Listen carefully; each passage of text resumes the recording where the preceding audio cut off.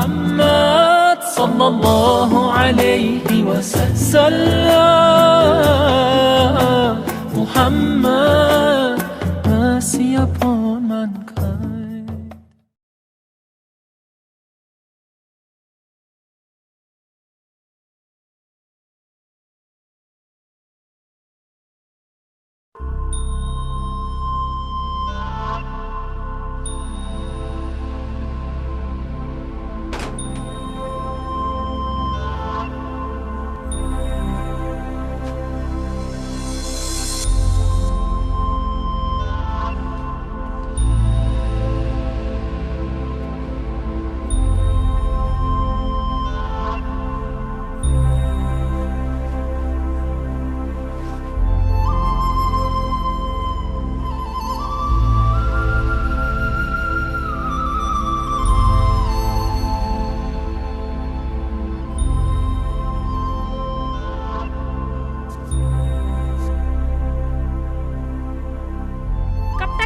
बैठे रहोगे? कुछ हाथ पैर चलाओ, अपने बाप की तरह आदत मत डालो। क्या क्या कहा तुमने? कहाँ हाथ पांव चलाऊं?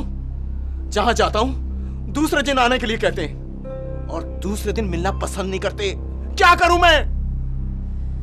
देखो, जो भी घर में खाने को था वो सब खत्म हो गया है। हाँ, तो क्या करूं? डाके डालूं? चोरियां करूं? क्या करूं मैं? कुछ नहीं कर सकते तो पेट पर पत्थर बांधो, नहीं तो अपने हाथों से मेरा गला दबा दो। बस! किन गुनाहों की सजा मिल रही है मुझे? पता नहीं किन गुनाहों की सजा मिल रही है।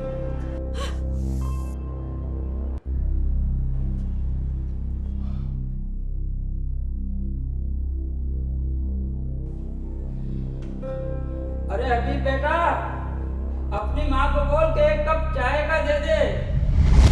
बड़े मियाँ, ये हुक्म चलाना बंद करो, बस अब बहुत हो गया। मैं तुम्हारी बहू हूँ, नौकरानी नहीं। अरे बेटा, मैंने कौन सा तुम्हें नौकरानी समझा और कौन सा हुक्म चलाया? एक कप चाय का मांगा था बेटा। तू उठ यहाँ से, तुम्हारे दिन रात की खाओ खाओ की वजह से मेरे बच्चे पर बुरा असर पड़ रहा है। अरे बेटा, खुदा का खौफ कहो बेटा, खुदा का खौफ। अरे जाओ, हमें माफ करो। क्या हो गया? क्या मुसीबत है? बाहर मोहल्ले तक आवाज जा रही है। आखिर हुआ क्या है? अरे बेटा, मैंने तुम्हारी बीवी से एक कप चाय का मांगा था। बस बस, बेटे के आते ही ड्रामेबाजी शुरू हो गई। सोबिया, सोबिया, क्या कह रही हो तुम? अब्बा जी, कैसी तबीयत है आपकी? वाह वाह वाह, बाप बेटे की कहानी शुरू हो गई। बस, मैं और जब्त नहीं कर सकती।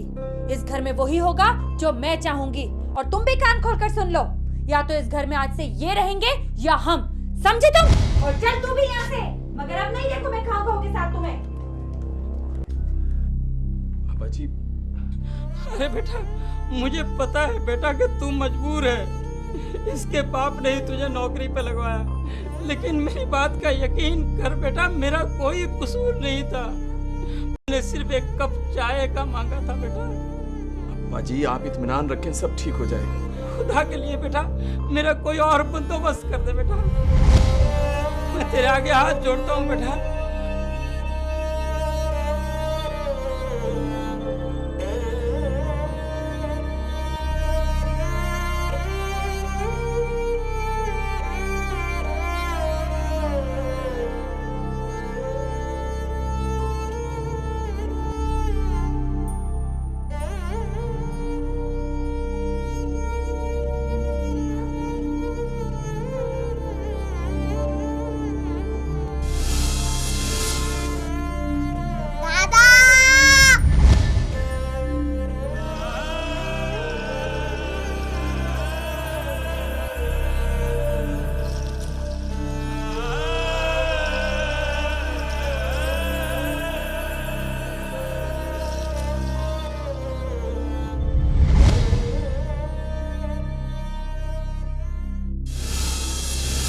असद भाई,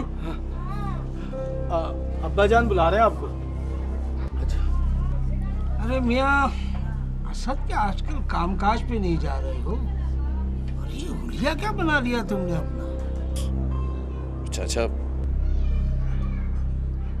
चाचा नौकरी तो खत्म हो गई है और कर्जे भी सर पर चढ़ गए। अब तो चाचा फाकों की नौबत आ गई चाचा। अल्लाह तुम्हारी मुश्किल को आसान करे बेटा। वो तुम्हारे अब्बा कहाँ है? कई दिनों से नजर नहीं आए। चाचा वो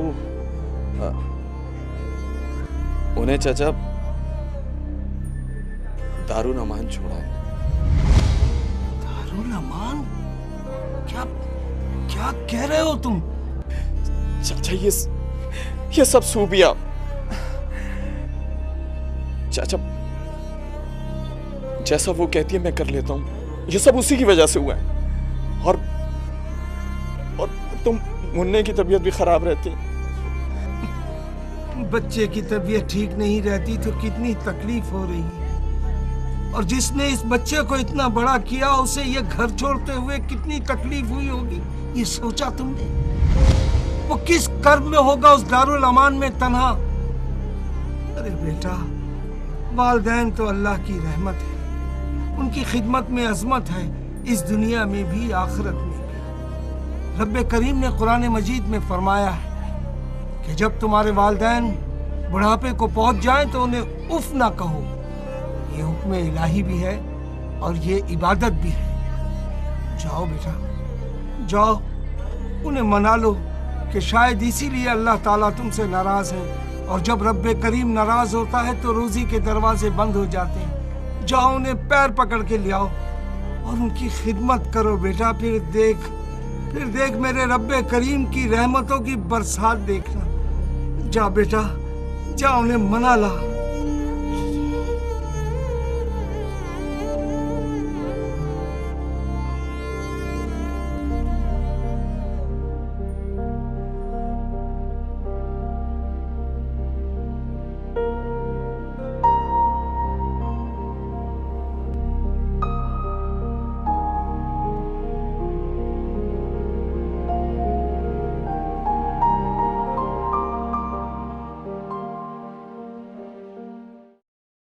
Oh Allah, we've shamed ourselves, we've strayed from Al-Mu'allim.